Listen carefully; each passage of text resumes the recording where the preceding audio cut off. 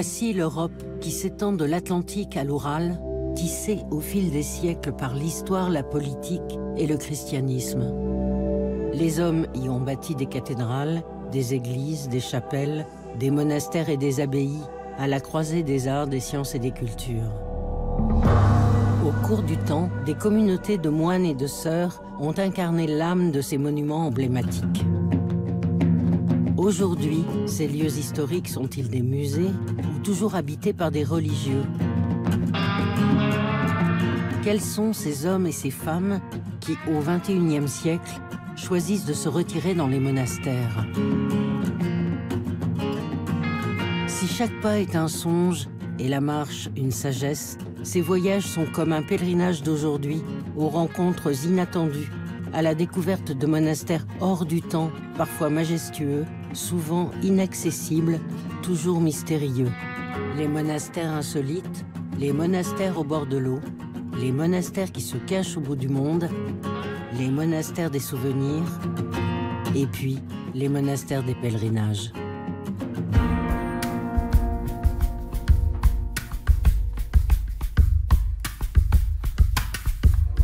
De l'Irlande à la Russie, de la Grèce à la Pologne, des communautés de frères et de sœurs catholiques et orthodoxes nous ont ouvert leur intimité, parfois le secret de leurs cellules et en écho de leurs chants, partagé en confidence leur spiritualité en témoignant de l'invisible.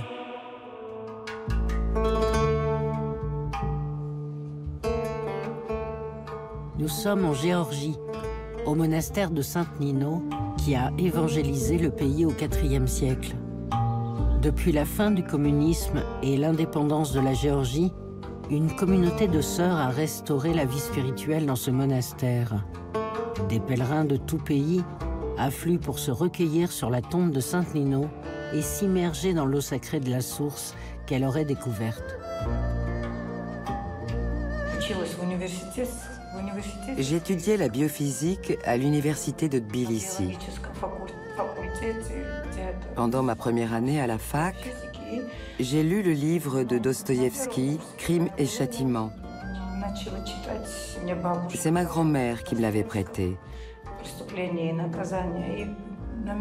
Il m'a bouleversée et j'ai pris alors conscience de ma foi en Dieu.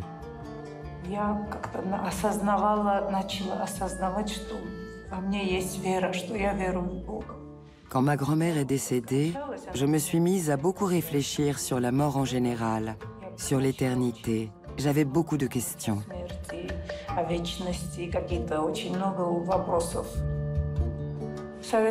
C'était encore l'époque soviétique en 1985, quand j'ai commencé à aller à l'église.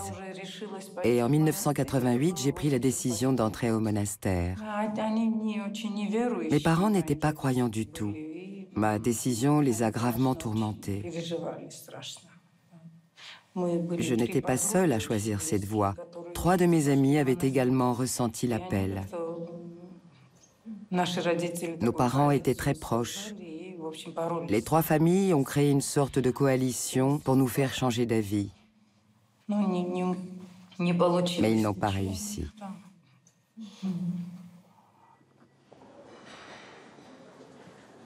Je m'appelle Elia, je suis novice.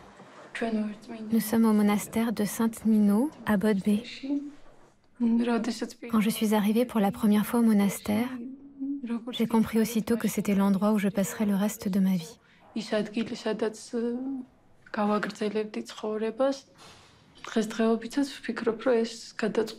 Je pense que cette décision prise il y a 7 ans sera définitive. Ça a été très difficile pour ma famille. Mes parents étaient clairement opposés à mon choix.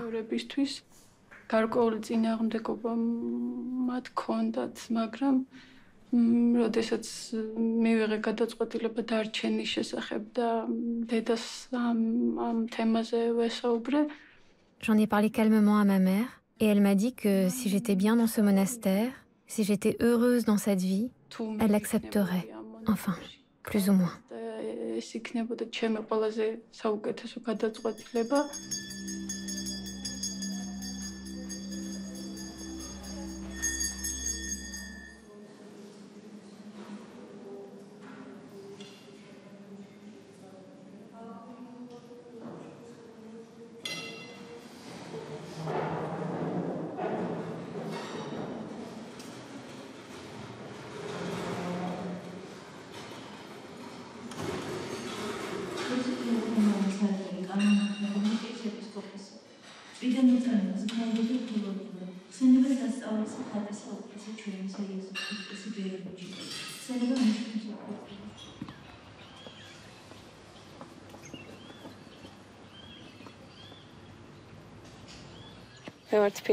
Je suis originaire de Tbilissi.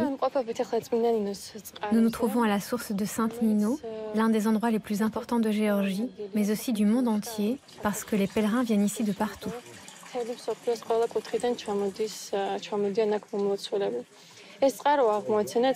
Cette source a été découverte par Saint-Nino au IVe siècle. Plus tard, à l'époque soviétique, les gens l'utilisaient pour faire leur lessive. Ils n'auraient jamais dû faire ça. C'est une eau sacrée.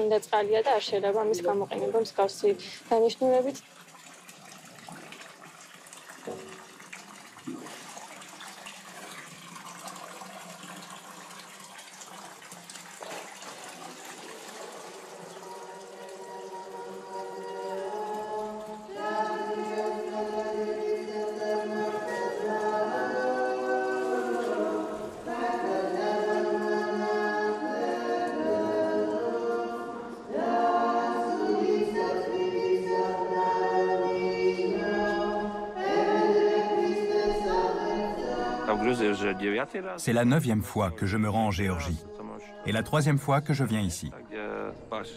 C'est un lieu saint, celui de Saint-Nino qui a évangélisé la Géorgie. Je veux montrer à mes amis le pays où le soleil se lève, où il y a du bon vin et où la foi est née.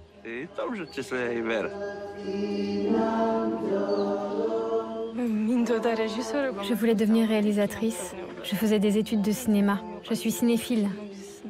J'aime prendre des photos aussi. C'est ma passion. Mon rêve était d'intégrer l'école de cinéma. Mais quand j'ai commencé mes études, j'ai ressenti de profonds changements en moi, comme un appel. Depuis que je suis dans ce monastère, je me sens comme un poisson dans l'eau. Je ne m'imagine pas vivre une autre vie. Dieu fasse que ça dure.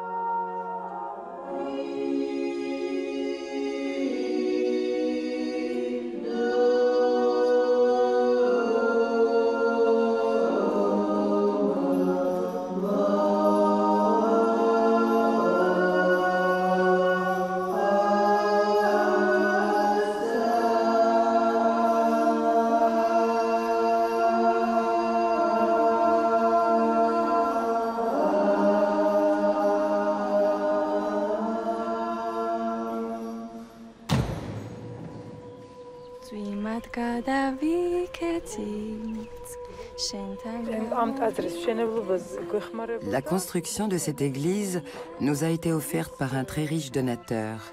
Puis, cette personne n'a pas pu continuer à payer et tout s'est arrêté. Soudain est apparue une autre personne que nous ne connaissions pas du tout. Elle nous a demandé pourquoi la construction de cette église était interrompue. Nous le lui avons expliqué. Une semaine plus tard, il nous envoyait la somme nécessaire pour terminer le chantier. Je vous dirais que depuis que nous sommes ici, cela s'est toujours passé de cette manière. À chaque fois que nous avons connu une crise financière, une personne est apparue pour nous dépanner. Nous subvenons à nos besoins, mais nous n'avons jamais eu les moyens, à aucun moment, de construire des basiliques aussi grandes.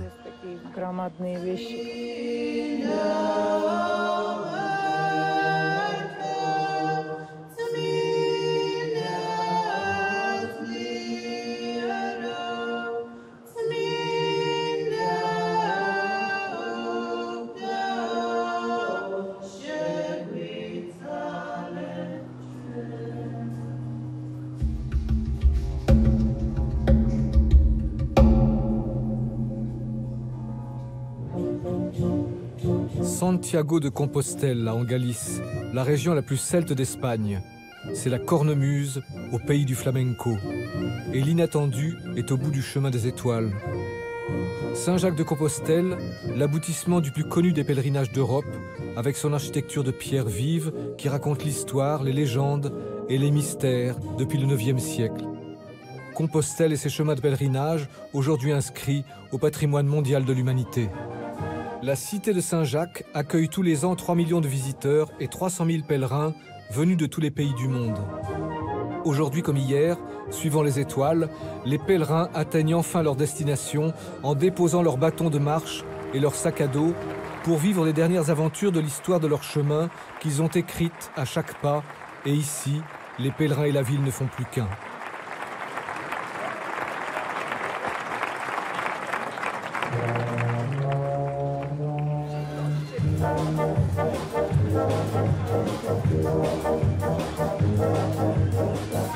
Les pèlerins viennent parfois en groupe. C'est le cas du père abbé Thomas, qui arrive d'Autriche accompagné de tous les petits choristes de son monastère d'Altenburg. Avant de chanter à la cathédrale ce soir, ils se rendent au palais de l'archevêque de Saint-Jacques de Compostelle, où ils sont reçus en audience spéciale par l'archevêque Don Julian.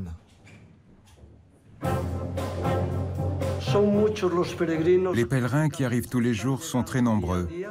Et d'une certaine manière, ce sont eux aussi qui façonnent, au niveau spirituel, la vie de cette ville qui, avec Rome et Jérusalem, est l'une des destinations de pèlerinage les plus importantes au monde.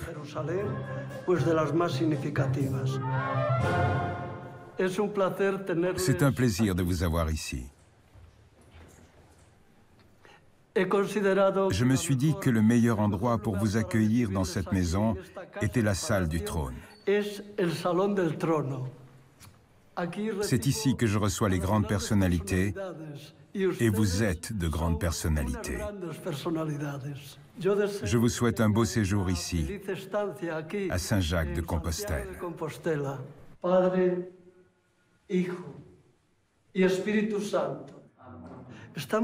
Nous sommes un peu en train de perdre ce qu'on pourrait appeler le sens du mystère. Et pourtant, nous vivons toujours dans le mystère. C'est ça, la réalité. Et je pense que c'est ça qui donne corps à la spiritualité du pèlerinage de Saint-Jacques.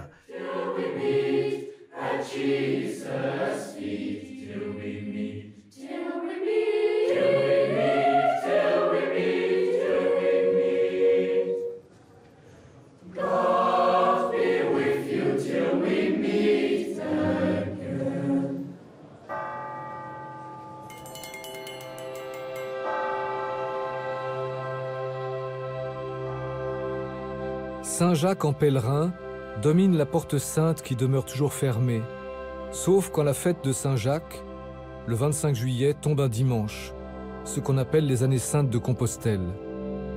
On la nomme aussi la porte des 27 sages avec ses sculptures d'apôtres, patriarches et prophètes. Elle symbolise la fin du pèlerinage et l'entrée dans une nouvelle vie.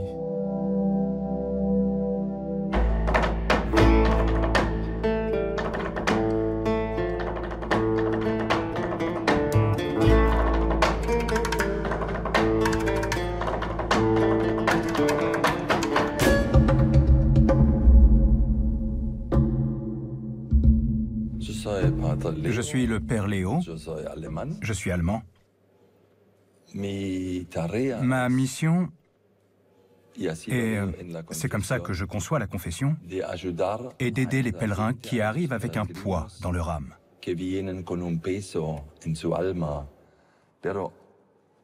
Mais il y a tant de gens. Le soir, en général, je suis tellement fatigué. Parce qu'en plus, il faut traduire en plusieurs langues.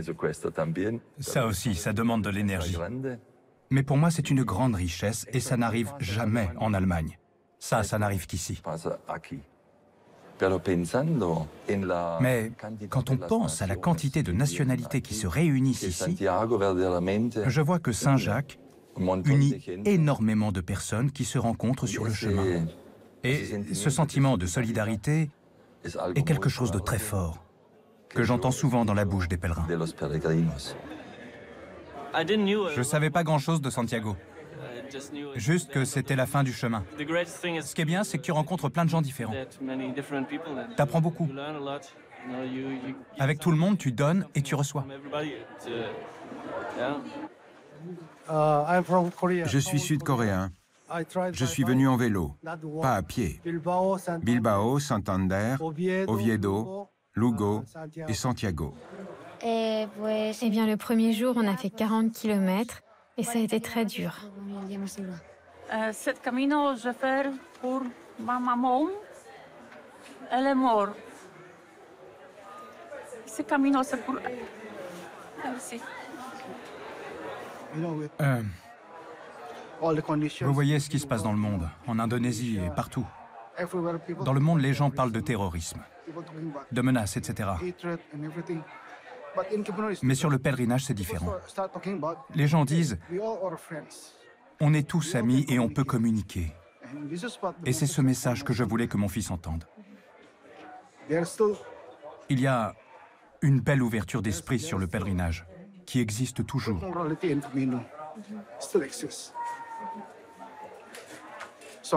Désolé.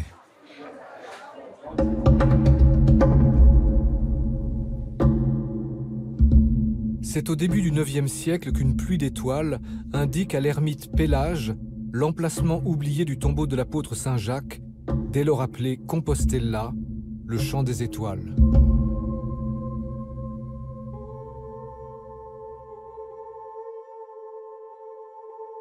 Le pèlerin va à la rencontre du mystère, car si on sait d'où l'on part, on ne sait pas toujours pourquoi. Et parfois, ce n'est qu'à l'arrivée que se révèle la véritable raison du voyage.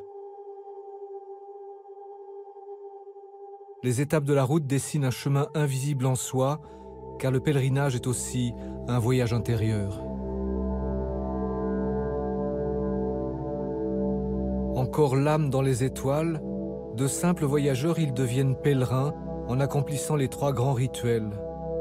Embrasser la statue de Saint Jacques, retirer leur certificat de pèlerinage et assister à la messe spéciale qui leur est dédiée avec la cérémonie du Botafumeiro, le grand encensoir manipulé par la confrérie des Tiraboleiros. Eh bien, moi, je travaille ici, à la cathédrale, comme électricien. On m'a proposé d'être Tiraboleiros. Comme il y en a qui partent à la retraite, ils se retrouvent en sous-effectif. Et bien sûr, comment dire non? Je travaille dans la cathédrale et au musée. Comme la majorité des Tiraboleiros, je travaille ici. Petit, je venais à la cathédrale avec mes parents et mes frères. Et quand vous êtes petit et que vous voyez le grand encensoir passer au-dessus de votre tête, ça décoiffe. La difficulté, il faut simplement que tout le monde soit coordonné pour que le Botafumeiro ne se désaxe pas. Sinon, ça pourrait être très dangereux. J'ai été touché par les cérémonies quand on a reçu les rois d'Espagne et le pape Benoît XVI.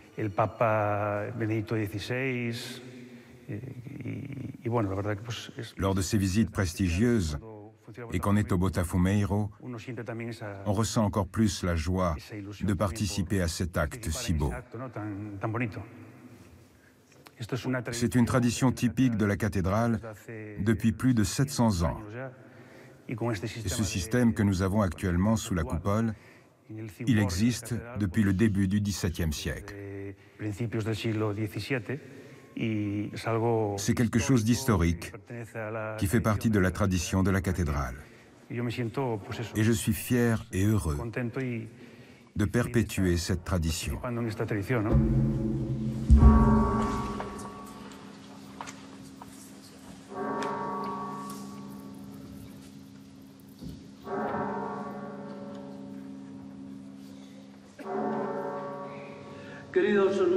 Chers frères et sœurs, nous vous souhaitons à tous la bienvenue ce matin à la maison du Seigneur Saint-Jacques. Venir ici en pèlerin, c'est prendre conscience que d'une manière ou d'une autre, vous avez su vous retrouver vous-même. Dans notre société et à l'époque actuelle, il est si important de se retrouver soi-même.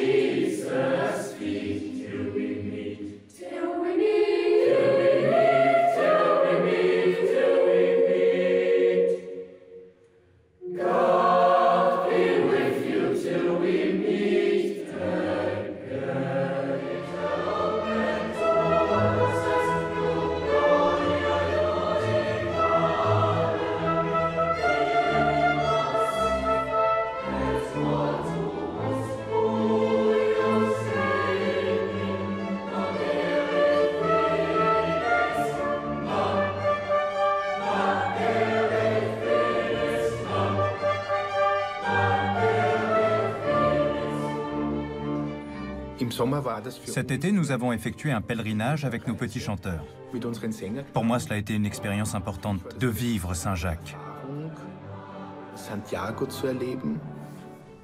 Ce que nous éprouvons dans ces très grands lieux, nous le vivons également dans de petits lieux comme ici, à Altenburg. Les gens viennent ici chez nous pour se ressourcer spirituellement, pour retrouver une communauté monastique qui les relie à leurs racines. Ils essaient de rencontrer le divin ici. Aujourd'hui est un jour exceptionnel. C'est la fête de Saint-Lambert, le patron d'Altenburg. Pèlerins, paroissiens et prêtres de toute la région se retrouvent pour l'occasion. Ici, la communauté monastique compte en réalité 10 moines bénédictins. Comme le veut la tradition en Autriche, ils sont aussi prêtres et servent les paroisses alentours. Ja, Altenburg,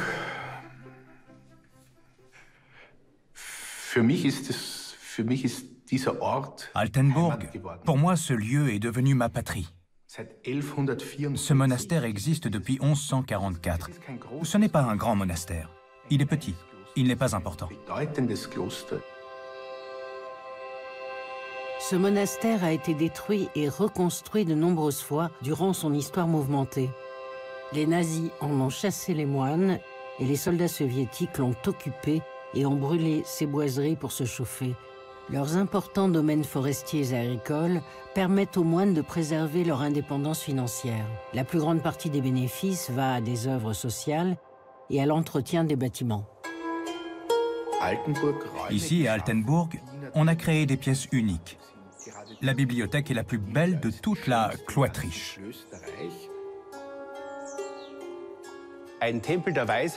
C'est un temple de la sagesse dans lequel est rassemblée la connaissance du monde. Les moines ont réuni au XVIIIe siècle non seulement la connaissance religieuse, mais aussi tout ce qui était disponible dans toutes les disciplines pour satisfaire l'aspiration de l'homme à la liberté. De la bibliothèque, le royaume de la liberté, nous avons descendu les sombres marches jusqu'au royaume de la mort.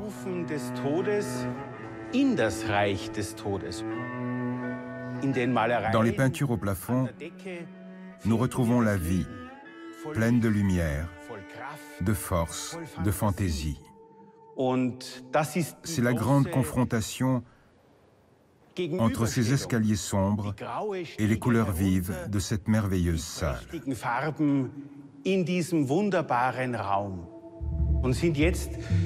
Nous sommes arrivés ici, dans la crypte.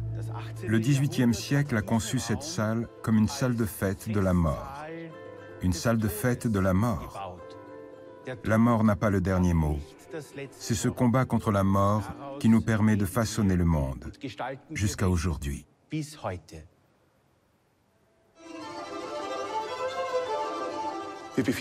Voici la salle de marbre de notre monastère.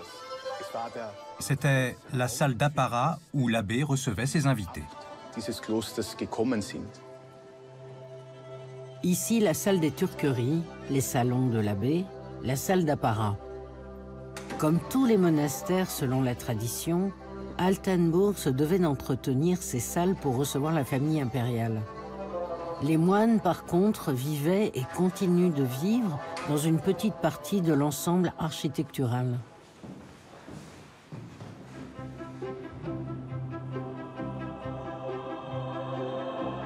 Le monastère est très visité par les pèlerins et touristes qui viennent admirer, entre autres, un chef-d'œuvre de l'art baroque, la fresque de la basilique, peinte par Paul Troger au XVIIIe siècle.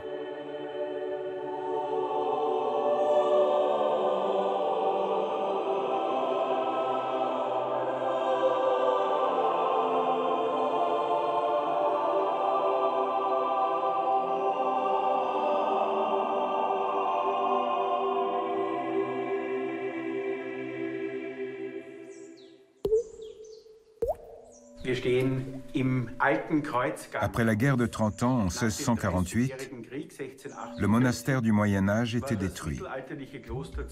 Toute l'Europe était détruite. Non seulement les bâtiments, mais aussi les relations sociales. Il s'agissait de renouveler, de reconstruire. À l'époque, au milieu du XVIIe siècle, on a décidé d'abandonner tout ce secteur et de l'enterrer.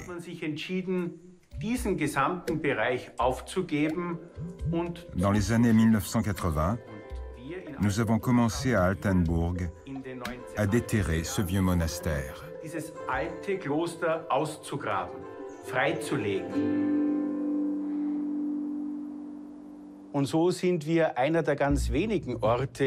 Nous faisons partie des rares lieux en Europe où on peut lire l'histoire du continent des fondations à la basilique.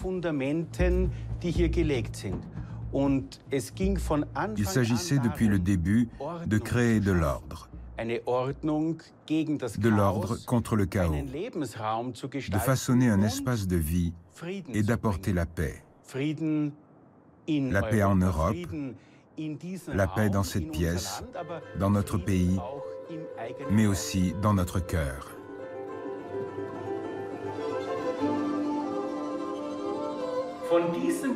L'Europe a été construite à partir de ces endroits, à partir de ces cellules de moines. Ces cellules existaient dans toute l'Europe et ont créé un ordre spirituel qui a germé dans le cœur des moines et s'est répandu au fur et à mesure dans le cœur des peuples, dans leur ensemble.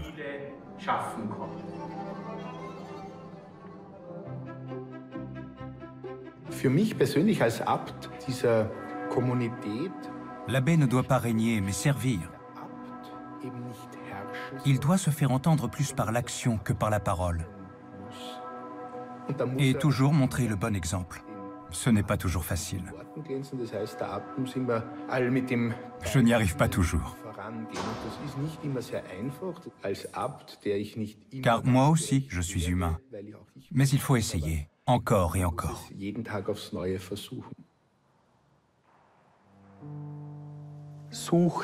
Chercher. Les hommes cherchent leur bonheur, leur chemin, leur partenaire pour la vie. Les hommes cherchent. Je suis un chercheur depuis toujours. Que signifie pour moi de devenir moine? Je suis un moine en devenir. Cela fait plus de 20 ans que je suis ici, mais c'est une mission pour toute une vie. Peut-être que devenir un homme est aussi une mission pour toute la vie.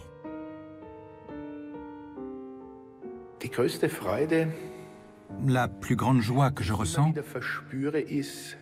c'est de pouvoir offrir du temps aux gens. Pour beaucoup de personnes, c'est le cadeau le plus précieux qu'ils puissent recevoir. C'est la chose la plus précieuse que nous avons au monastère, du temps. Nous les moines, nous avons du temps.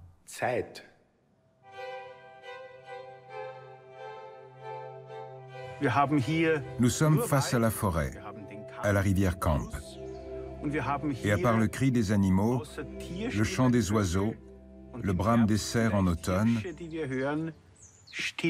nous n'avons ici que le silence. Cela est l'un des biens les plus précieux de notre monde aujourd'hui. Car dans le silence, nous écoutons Dieu, et à travers lui, les hommes. Le silence. In seiner Güte uns zu behüten, ist ihr Bedarf.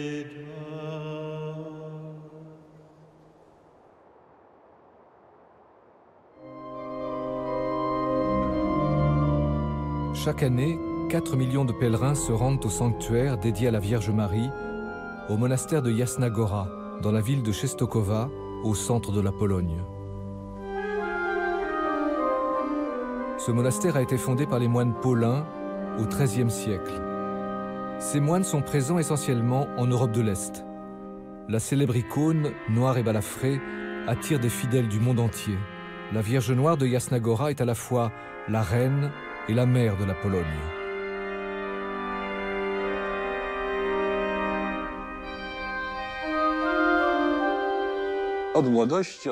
Il n'y a pas eu de moment particulier où j'ai ressenti l'appel. J'ai reçu une éducation catholique, chrétienne. J'ai été enfant de chœur et j'ai aimé jouer de l'orgue et chanter. Mais un jour, j'ai fait avec un ami le pèlerinage à Jasna Góra. Et là, mon cœur s'est mis à battre très fort. Mes parents étaient profondément étonnés. Leur réaction était négative. Nous n'avions eu aucun contact avec le monastère. Moi également, je ne connaissais personne ici. J'y allais à l'aveugle.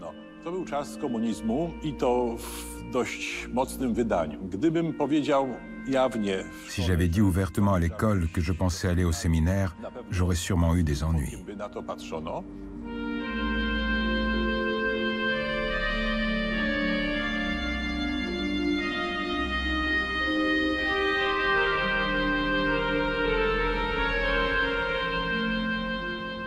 Seul avec Dieu, voilà notre devise.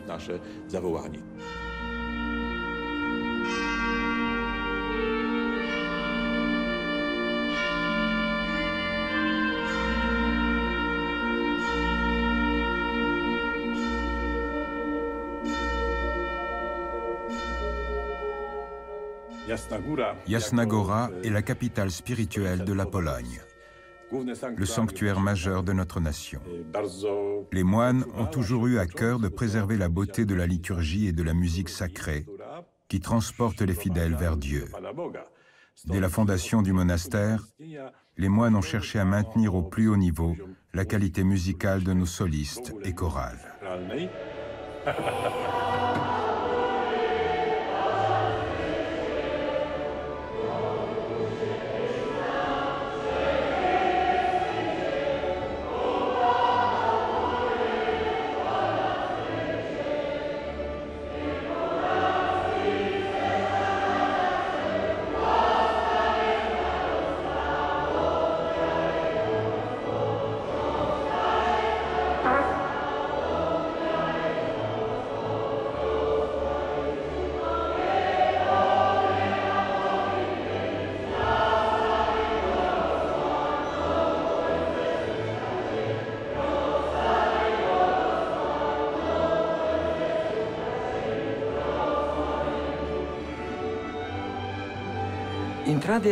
Les ouvertures de Jasna Gora sont de courts morceaux instrumentaux, joués 4 fois par jour lors de l'ouverture et de la fermeture du rideau qui protège l'icône miraculeuse de Jasna Gora.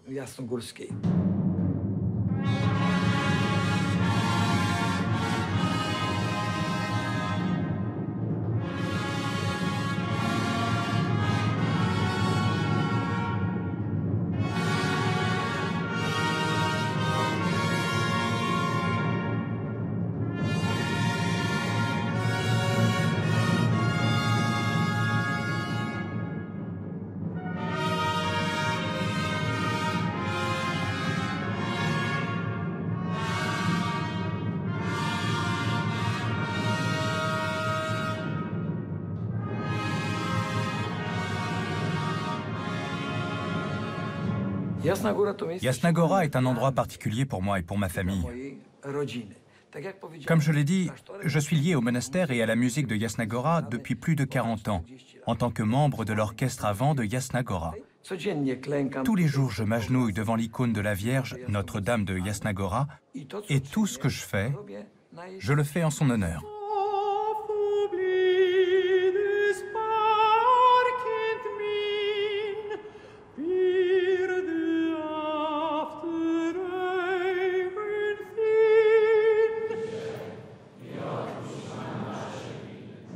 Je suis frère Damian, je suis jésuite, je suis venu ici parce qu'il y a un pèlerinage des moines frères de toute la Pologne. Avec les frères de tous les monastères, nous allons à genoux en signe d'humilité, autour de l'autel, autour de l'icône de la Mère de Dieu dont les murs sont tapissés d'ex-voto. Nous venons ici parce que nous sommes humbles, faibles et pécheurs. Nous avons besoin de la miséricorde, de l'aide et du soutien de Dieu. Nous avons bâti une société parfaite, où tous nos désirs peuvent être réalisés. Nous nous prenons pour des dieux vivants qui avons créé une magnifique Europe, terre de paix et de prospérité. J'ai l'impression que, faute de réelle spiritualité, l'Europe n'est qu'un décor. Les moines sont utiles à l'Europe car ils sont un signe qui indique le chemin de la vérité vers Dieu. Toutes nos énergies proviennent de la spiritualité. Tout vient de la force mystique. Sans cette énergie, tout s'écroule.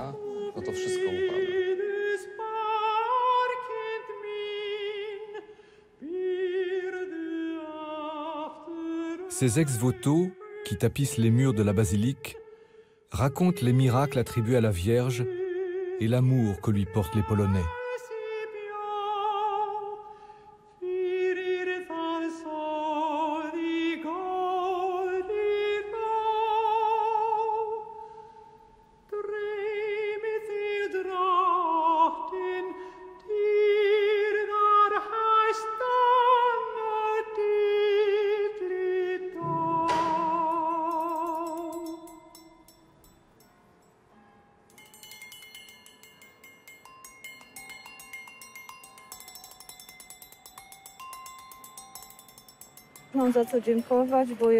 J'ai eu un cancer, je vais mieux maintenant, pourvu que ça dure. Oui, je suis venue remercier Notre-Dame de Jasna Gora pour ma guérison et pour la naissance de mon dernier que j'ai eu tard, à l'âge de 44 ans. Il est en parfaite santé. C'est pourquoi toute notre famille est venue en pèlerinage à Jasna Gora pour remercier Notre-Dame.